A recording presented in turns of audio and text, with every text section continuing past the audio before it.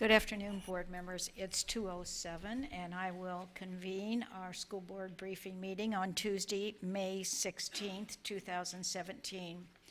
Our agenda includes 3 items under executive services: conduct of students for primary and secondary, and conduct of for students, adult ed students, as well as bell times, public comment, board member comment, and good of the order.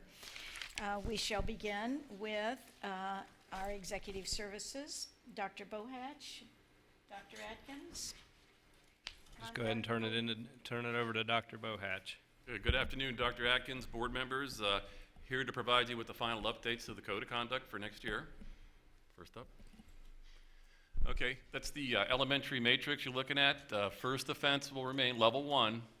Repeated offenses rise to a level 2. That's the elementary. Next will be 6 through 12.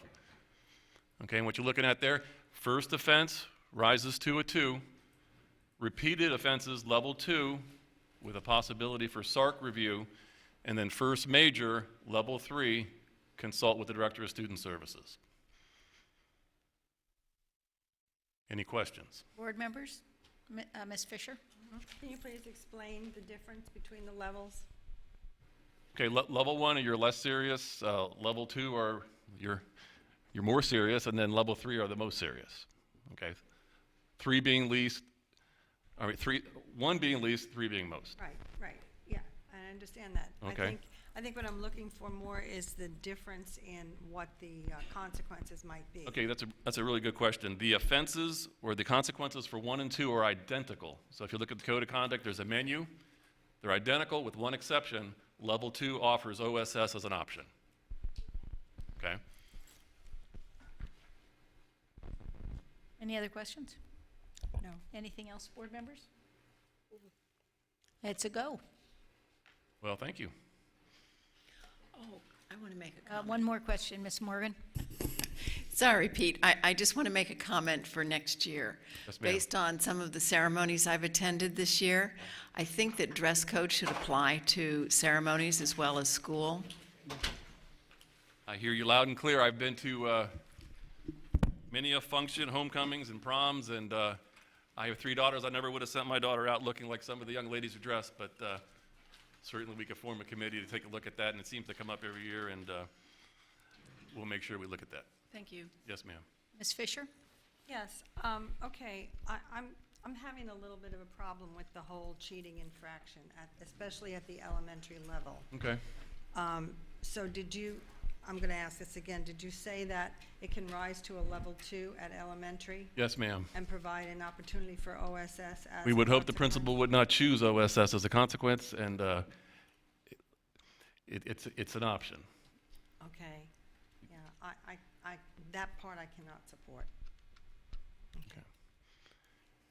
You know, I speak with elementary principals on a daily basis, and you know, part of Vision 2020 is to reduce OSS, and we'd like to reserve OSS, especially at the elementary level. We hate to see elementary kids get suspended, but save that for the more serious, violent offenses and weapons, you know, offenses of that nature. So I would hope that common sense would rule the day when it comes to Right. a first grader or a second grader, and how do you define cheating. Yes. But repeated, we want to be able to get the parents' attention to say, hey, this is serious. You know, we got to prepare you for high school. We're going to prepare you for college, and And I understand that, Yes, and ma'am. I also know a lot about child development, and I also know, as a former elementary person for many years, of how subjective that call can be.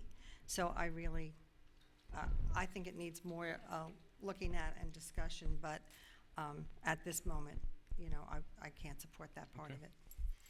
What, do you have some suggestions, Ms. Fisher?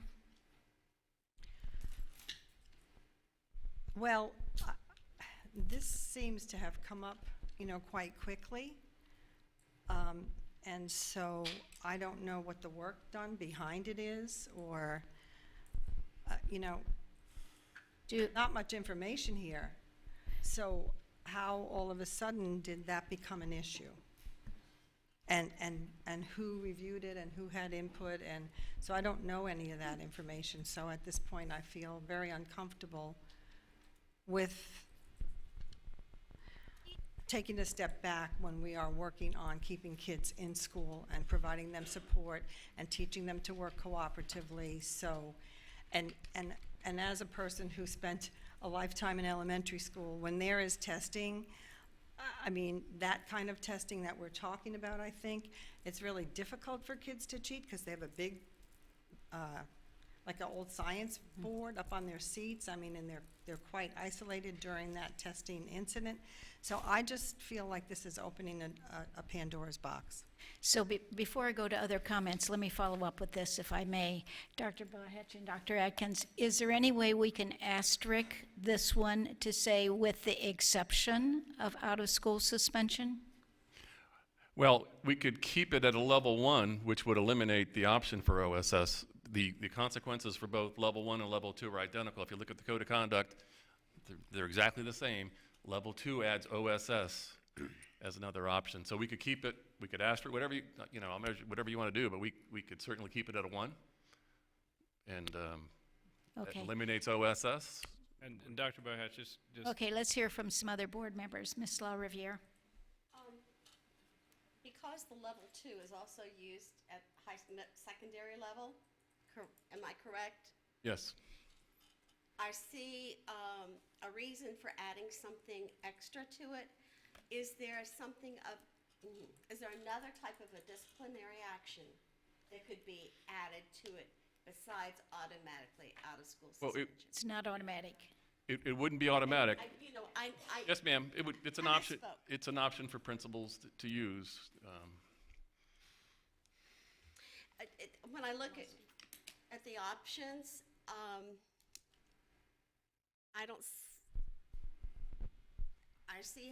don't see a situation when I look at the act. I see plenty of options for plant level 2 that could meet the need without including out-of-school suspension. So that's my thought. Ms. Giovanelli? I just thought we were going to be a little bit lenient in elementary and be a little more strict in the upper. And that was what I understood. So this now is all across the board is what is coming. Yeah, I can't support that either. Okay. Any other comments? I don't understand how this is any different from what we discussed 2 weeks ago. It's a level 1 in elementary school rising to a level 2 with repeated offenses. I trust our principals. I trust that whatever investigative process they go through will lead them to the right decision with regard to suspension or out-of-school suspension. I also trust our teachers. Being a teacher myself, I know the difference between an inadvertent eye stray and an actual cheating experience. I can tell you that from my perspective as a professor, the amount of plagiarism that I get in my classes is astounding and shocking. And I just don't think we're sending a strong enough message to our kids K through 12. I think there's a difference between, K through 3 and sometimes 4 and 5th graders. 5th graders I have one in my home right now, and they can be very creative in the ways that they go about submitting schoolwork. I'm glad you found that word, creative. I understand. And the other thing too is, as a district, what does this mean in terms of our academic integrity, and where do we stand? I think cheating is incredibly serious, and I feel like there's leniency in doing a 1 to a 2, K through 5, and doing a 2 to a 3, 6 through 12. Dr. Bohatch, if you could talk a little bit about what would the impact be if we had cheating incidents on a state test? What would the impact be on the school, on the students, on the district? Well, that's a good question. After the last briefing, I gathered some of the teammates together, and we talked about, what does cheating look like, speaking with Mr. Deming, and tell me what a level 3 looks like, and basically picture a 10th grader taking a picture of a prompt during an FSA writing test and posting it on Instagram or sending it out where hundreds of students get a hold of the prompt prior to the test. We've got a big problem. We've got a big problem for the school. We've got hundreds of students whose tests could be invalidated. It's a different world we live in. So just a simple, I'm here, boom, the world sees it. It's significant.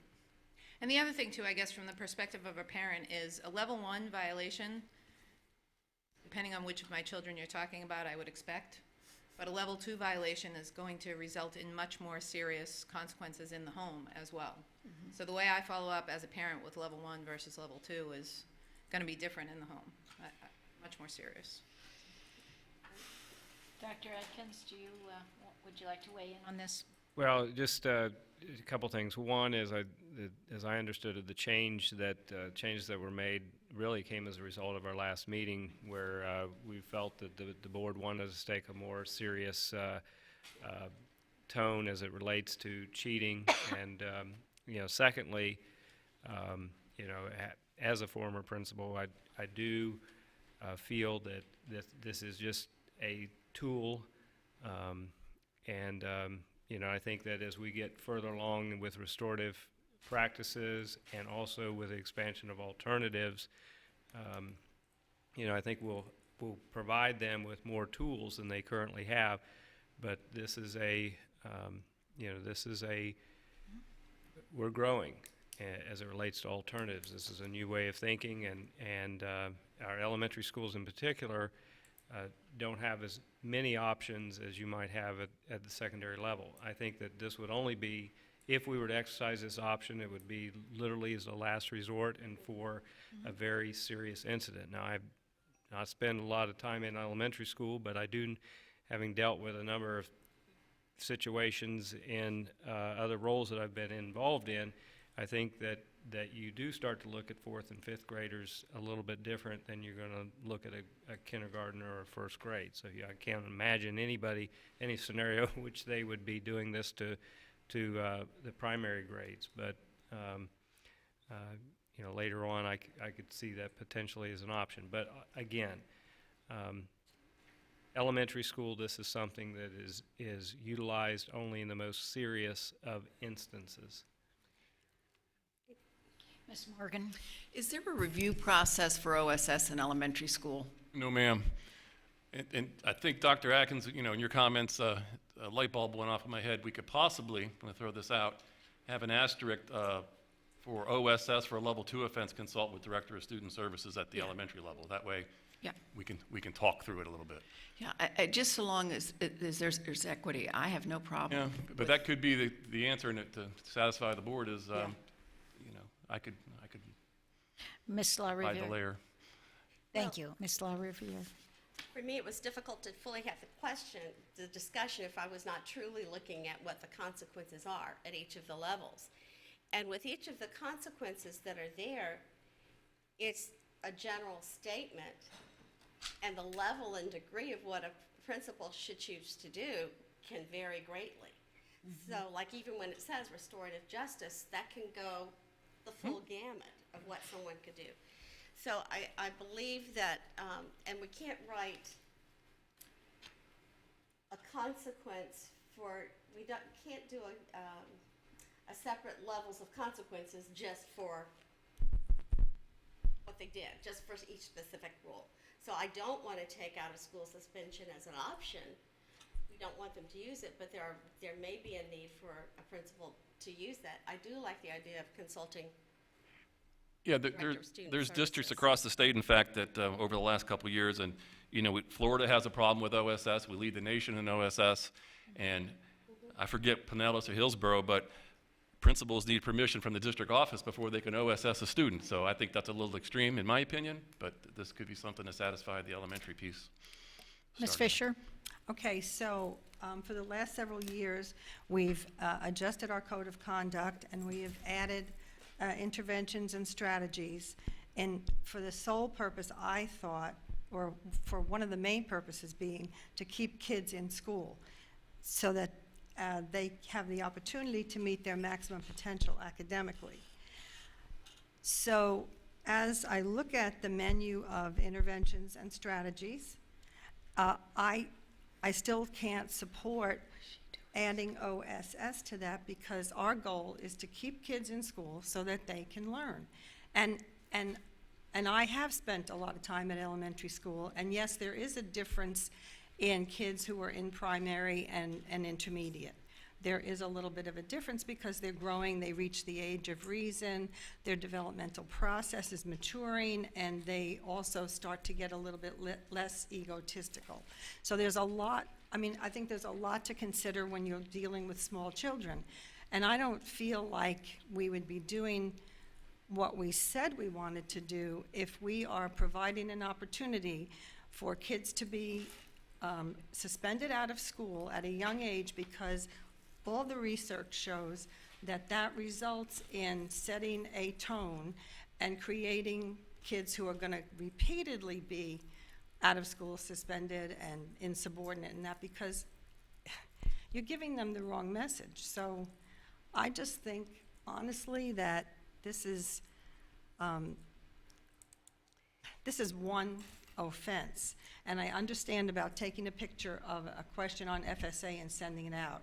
Yes, okay. I still don't agree that out-of-school suspension would be the answer, because there are so many other interventions and strategies that we have all agreed on that are available to administrators so that they can support kids, teach them a better way, basically rehabilitate that behavior before it becomes more serious and spills out into the community. So that's my rationale, and I've read the research, and I have my own experience, and I have studied child development and the adolescent brain, so I just, and college students who plagiarize are at a different level of development for sure than an elementary school student, so I just feel like we need to be meeting our kids where they are and giving them the best options and the best opportunities to be successful.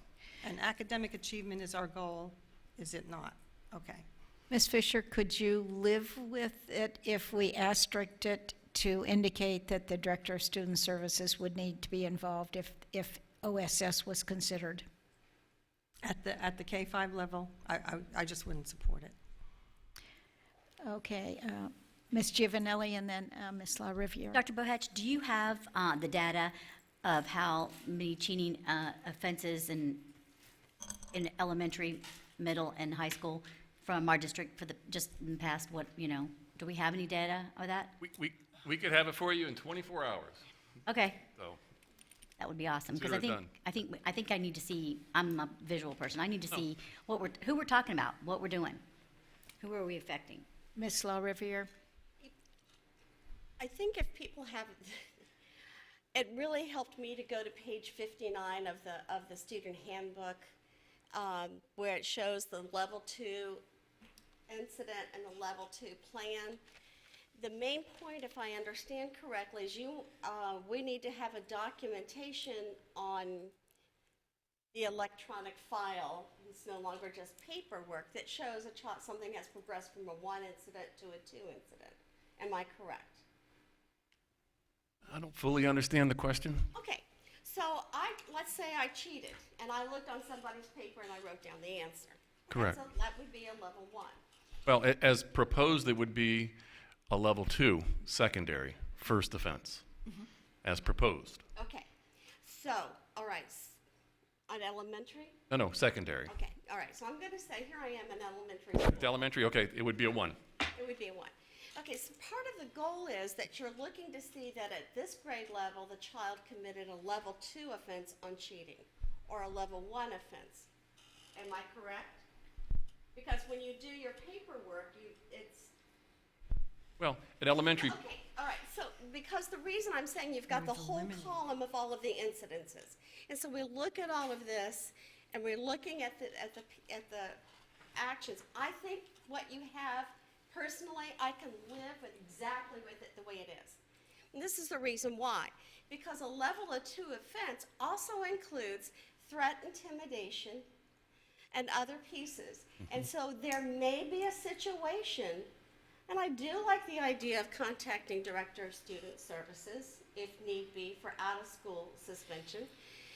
But if you're going to do that, there may be a very logical, good reason why that may need to happen. However, I would suggest that if there is a situation where someone has fear of a physical attack or a threat, I would suggest it probably then at that point is not a level 2, it's a level 3 incident.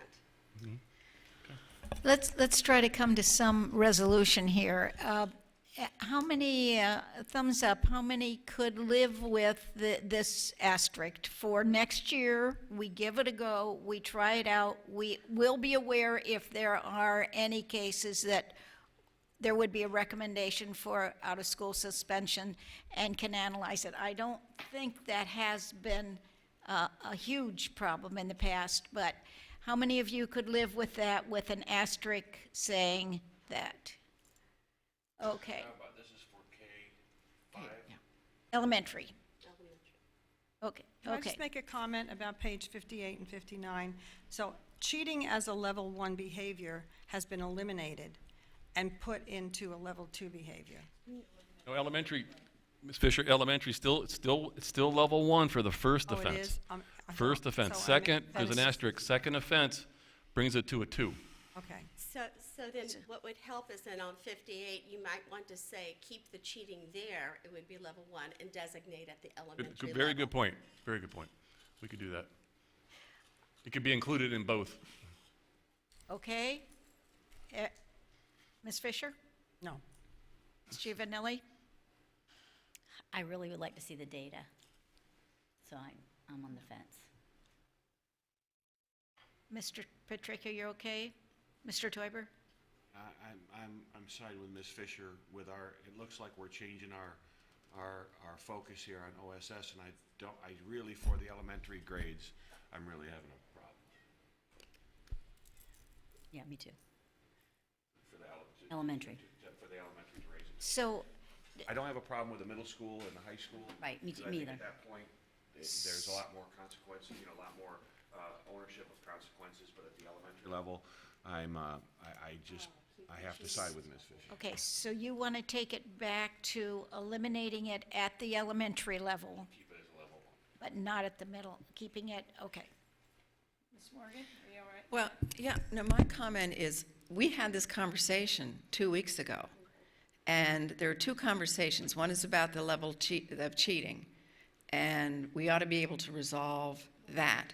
The other is something brand new that we didn't talk about 2 weeks ago, and that was the viability of OSS for elementary students. I think that's a big conversation we need to have as a board, but I think that's one we can have this coming year. And at the end of this coming year, we will have the data we need to look at out-of-school suspensions, what the numbers are by type, and then have a serious conversation about OSS. But I think to hold up the conduct, the student code of conduct at this point, because of that conversation, really, essentially it undermines the administration, which is trying to get this thing out. And I think that the administration has heard loud and clear that we're concerned about elementary school, out-of-school suspension. So I support moving forward with an asterisk. And I would too. Okay, Ms. Fisher? And I would request if we could delay this discussion until the information that we need is available. And what information is that we're going to Well, receive? The changes in the code of conduct have changed since our last meeting because of the cheating issue. And so, What information are you waiting for, though? well, like, how many kids are being consequenced for cheating? Like, how much of an issue is this, especially at the elementary level? And you said you could have that in 24 hours, Dr. Bohatch, so. And we don't meet again for 2 weeks. Yeah, Do we it's- have that, do we have that latitude? No, ma'am. Keith, you want to weigh in? The next school board meeting is 3 weeks. 3 weeks. The adoption of the Code of Student Conduct, of course, is adoption of a rule. It has been noticed, it's been advertised at this point, so if you were not going to move forward with adoption on the 6th of June, it would have to be advertised again. Because you have a 3-week gap between now and the June 6th meeting, I believe that there's time at this point to provide the notice, brief it again on the 6th, and then go forward with adoption on the 27th. I don't know if that meets the needed time frame for getting it out or not. Okay, let's find a proposal. I want you all to think about a proposal that we can live with for next year. Gather the data, talk to our elementary principals, and then bring it back to the table at the end of next year. Ms. Fisher, what is your, I'm sorry, well, let me go with Yeah, Mr. thank you, Dr. Teuber. Coco. My understanding, and I have to disagree a little bit with Ms. Morgan. My understanding was we were changing, Ms. Patrica brought up the issue that cheating should be a higher offense, and we agreed to move cheating from a level 1 to a level 2.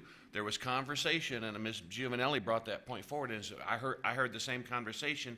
We wanted it reserved not for the elementary children. So I think we're all on the same page, is that cheating gets moved from a 1 to a 2 from middle school and high school, and it stays as a 1 in the elementary schools. I think that's what we had about, and maybe then, and I wasn't in the conversation because Ms. Giovanelli and I, she's nodding her head, she heard the same thing that I heard, that we were reluctant, and Ms. Fisher is, very stringent in that point.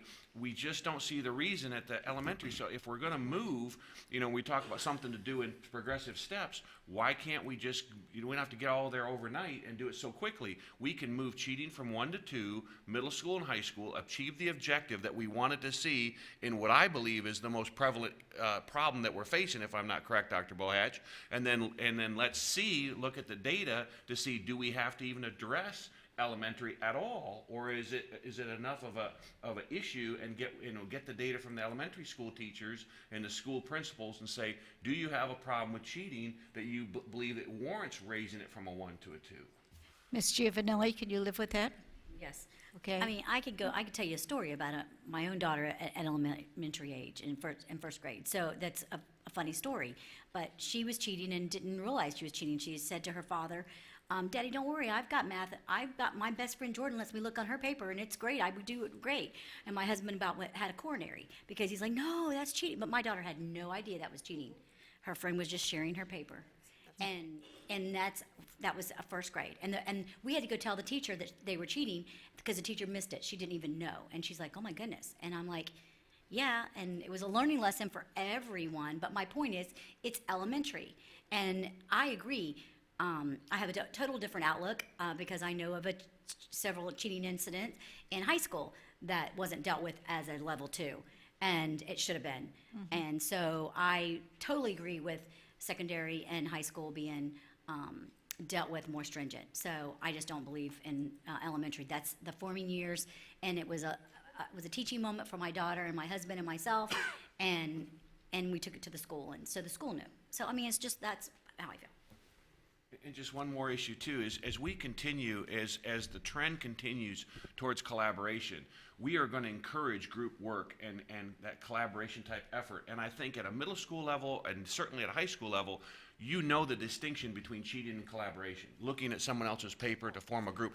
In the elementary, you're asking elementary students to make pretty distinct distinctions when the trend of our whole Vision 2020, and Dr. Atkins can weigh in on this if he wants, but we have to coordinate our educational processes on what is deliverable to our community, and they want collaborative people that have skills in collaboration. And if we make it so the wall so hard and so inherent barriers to allow that type of collaboration, we're actually flying in the face of moving forward into a progressive school system. So I think the development of collaboration and the nuances, distinctions gets honed at the middle school level, gets enforced more stringently at the high school level. But to do it at the elementary level, I think we're putting an onus task.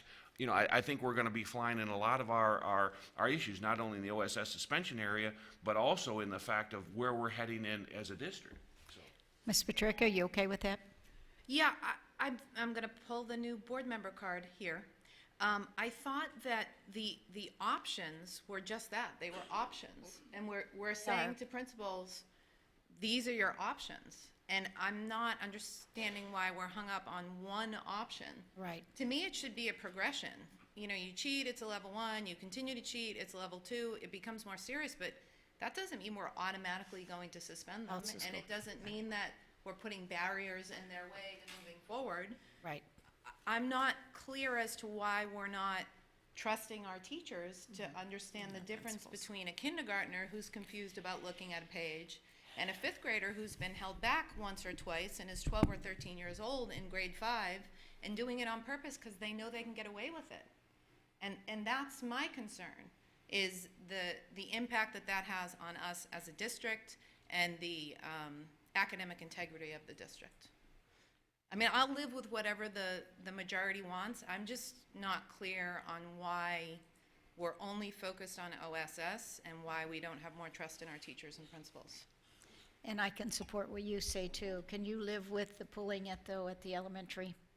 I think that that's the compromise that we should do right now, Ms. LaRiviere. Ms. Morgan? I'm sorry, I didn't follow. Where are we? Pulling it at the elementary so that we don't have that as an option at the elementary level. Pulling OSS? That's what the board wants, yeah.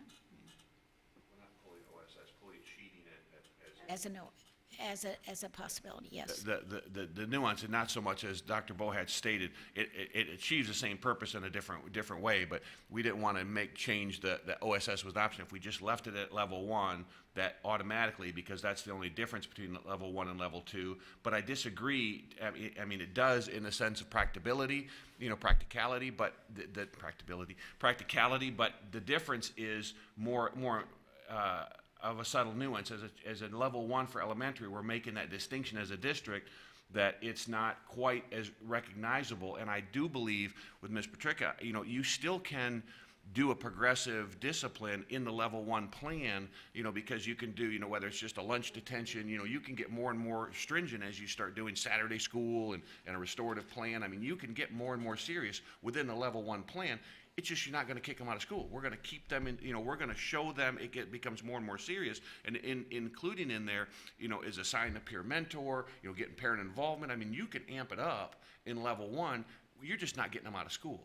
And I think that was the issue with that Ms. Giovanelli and Ms. Fisher and I are kind of around, the fact that as elementary, we really want a corrective in the school rather than move them out. And we do trust our teachers and we do trust our principals, but we also want to give them a framework upon which to make them successful. And that's our guide, is overall guiding vision, and to let our philosophy be emblazoned in our student conduct. And I believe by making the distinction of keeping it level 1 at the elementary, we're doing just that. Can I just ask for guidance from the professionals in the room? Sure. Ms. Fisher wanted to speak, and Ms. LaRiviere, and then let's see. And I was just going to say, at elementary level, since we have added different interventions to our menu of options, this is a teachable moment. Developmentally, and Melissa illustrated it beautifully with her story about her daughter, because if children are unaware that what they're doing is a certain thing, they need to be taught that. They need, they may not know what cheating is. What's the definition of that? What does that mean to you? At kindergarten, first and second grade, they really don't know that yet. And so that's how they learn, to take the opportunity for a teachable moment. And that's all I'm saying. And that's a whole different thing than a high school kid taking a picture of a standardized test. So the proposal is to keep it at level 1 and not level 2 for next year. I can't support that. I think there needs to be 2 levels. I thought we were talking about dropping OSS. I'll go along with dropping OSS at level 2, but I don't think you can keep it at level 1 for K-5. I think, I would go with level 1 and level 2. But you asked for the professional's opinion, and that's these guys, so.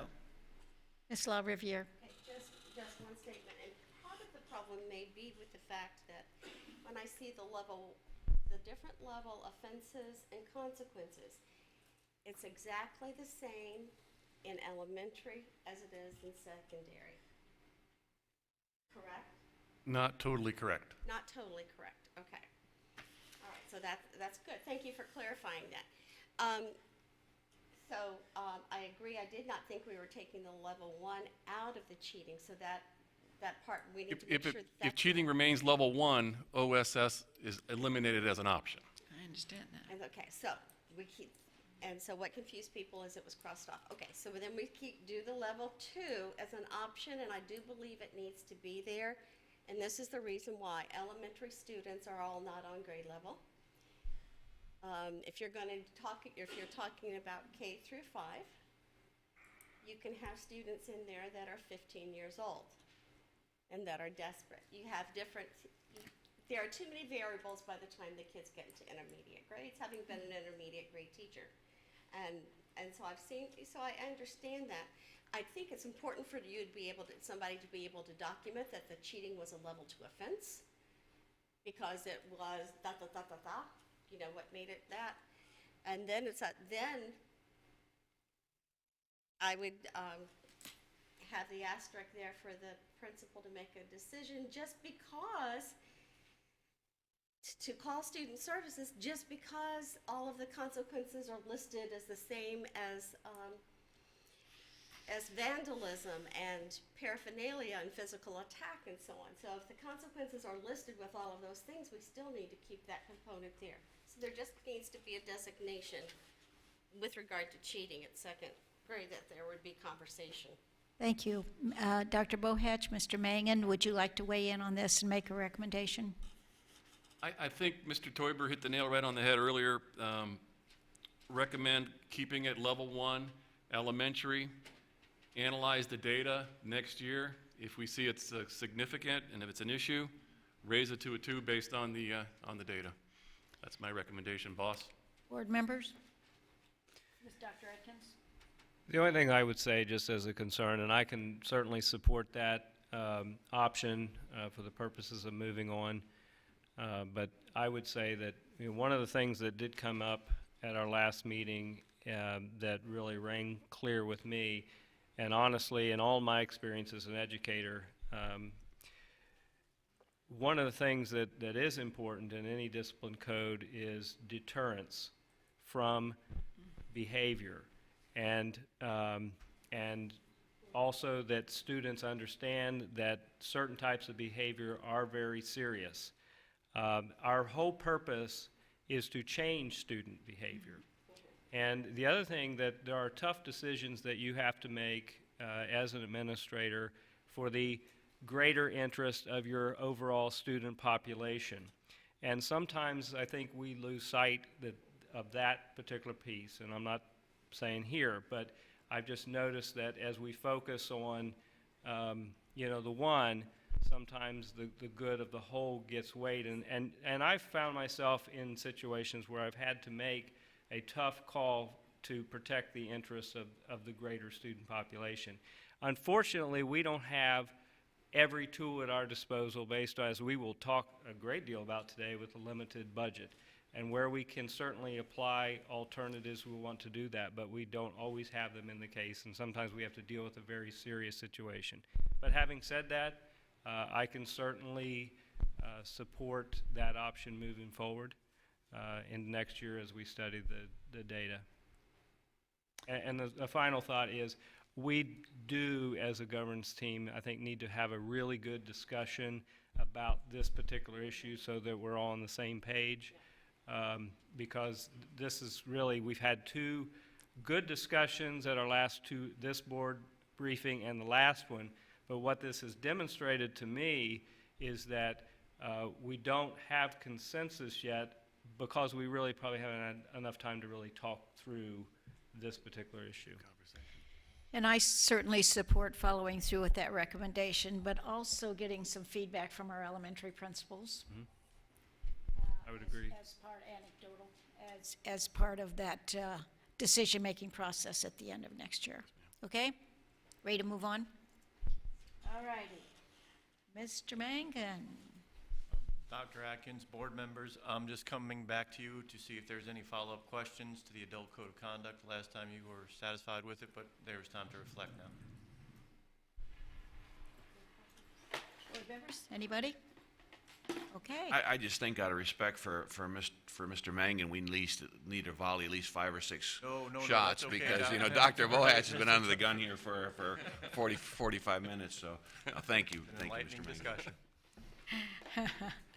I don't have Okay. any comments on the code of conduct for you, but you just sent me a follow-up email on federal issues, and it was incredibly detailed and fantastic. We haven't met face-to-face. Hi, you're awesome, thank you. Thank you for what you do. And thank you for that comment, Ms. Petricka. All right, board members, we shall move on from code of conduct to bell times. Dr. Atkins, Mr. Cody, and Ms. Rolfe. Thank you. We appreciate that. You don't want to sit in my seat? No. Take that personally. It really, the recommendation here is some minor changes to bell times, and really this is to support extended learning time for students in some of our schools where we have the greatest need. So I'll turn it over to Mr. Cody and Mrs. Ralph for the recommendation or the briefing on bell times. Good afternoon, Board. Dr. Atkins, Mr. Martin. Dr. Atkins basically said it. But we have 3 recommendations for the upcoming school term. The recommendations are based on collaboration with the administrators in the school, as well as academic services and Mrs. Ralph. The first recommendation is James Stephens International Academy, and it's a change in the afternoon dismissal. Last year, this year they went up to 4:25 p.m., and the recommendation is for the upcoming school year is to dismiss at 3:15, which reduces their day, as well as it gets them in line with the other elementary schools, because they're no longer K-8. They no longer have middle school students. The second recommendation would be for Manatee Elementary. Manatee Elementary this year their bell time is 8:55 a.m. with a PM dismissal of 3:10, but they have the extended day, so that's 3:25. The recommendation is for the upcoming school year for an earlier start time at 7:55 a.m. with a 2:35 dismissal. The recommendation is based on the congestion of the bus ramp, because Manatee shares a bus ramp with Okamic. Their dismissal times are 15 minutes apart. So not only is there congestion on the bus ramp, but that congestion goes out to Tice, which backs up with the parent pickup line. If we change them to an earlier start time, when I say them, I'm referring to Manatee, it reduces the traffic as well as it eases the flow on the bus ramp, which impacts student safety. The third and final recommendation would be for Lee Adolescent Mothers Program, LAMP, to change their bell times from 9:35 and a dismissal of 4:05 to an 8:55 start time with a dismissal of 3:10. This is for route efficiency, because early childhood, which falls under Mrs. LaFountain, as well as Mrs. Stevens, they have 4 buses already for their early childhood students. If we combine the LAMP mothers and infants with those students, we would only have to add 2 to 3 additional buses. So that allows us to tie those other buses to the bell tiers, because we have a modified 2-tier system, whereas in a high school bus could do those 3 buses that will be servicing Lee Adolescent Mothers Program. Thank you. In addition, we're already including the lowest 300 for Manatee and James Stephens. We're adding their time already because they're considered our priority schools, so we're including that time already for our DA schools. And also with our LAMP, we are providing that time so that our LAMP mothers will be riding with their children. Good. Is that it? Yes, ma'am. Board members. Ms. LaRiviere? A question, and I was going back to the James Stephens and Manatee, and I know they both have had extended time. When I look at the bell time ending for James Stephens, they both start at 7:55. And then the bell rings at 3:15 when departure at 3:25. But at Manatee, the bell rings at 2:35 and departures as at 2:45. Do they each have a different amount of extended time in their day? James Stephens is actually using some of their Title I money to provide additional time in addition to the lowest 300 time. Thank you for that explanation. I thought there was a reason to it, but I just wanted to clarify that, thank you. Board members, any other comments? Ms. I just Fisher? wanted to mention that on the second Excel sheet, you have Bonita Springs. Yeah. Yes. Oh, that's the high school. It's highlighted too. Yeah, it's highlighted as a change, but I see it's new. It's just Sorry. Okay. Mr. Teuber? Will any of the impact, the Title I money is looking at now, if 7069 gets through, hoops and the strains that the state legislature wants to put on that Title I money, could that possibly impact the funding for this extended time period? And then would that change the times? Actually, we're not really sure what's going to happen with all the Title I money. If anything, that Title I money will go to the schools. So the money that James Stevens is using for their extended time, that would not impact that at all. Thank you. Thank you, Mr. Toiber. Anybody else? Okay, I think you have the nod to go ahead. Thank you. Thank you. We will now move to public comment. Is there anyone in the audience that would like to speak at public comment? Mr. Martin, would you please give us the lead into that? School Board Policy Bureau has the opportunity at this point in the meeting to address the board concerning any matter on this briefing meeting's agenda. The time allowed per speaker is limited to the items on the agenda. The time allowed per speaker is 3 minutes. Anybody in the audience? Okay, we shall move on to board member comments and then board superintendent comments. We'll start with Ms. Morton. I have no comments. Ms. La Riviere.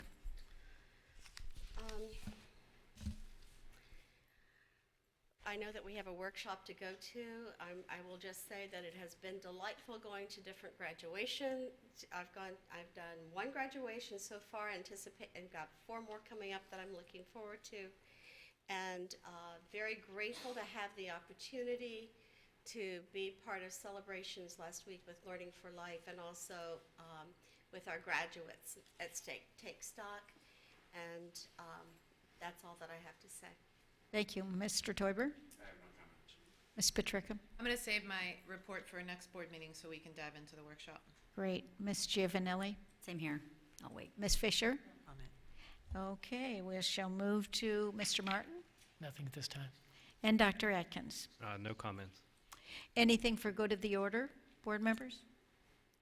Then this meeting is adjourned at 2:54, and we shall reconvene in, about 5 minutes or so, back in the back for our workshop.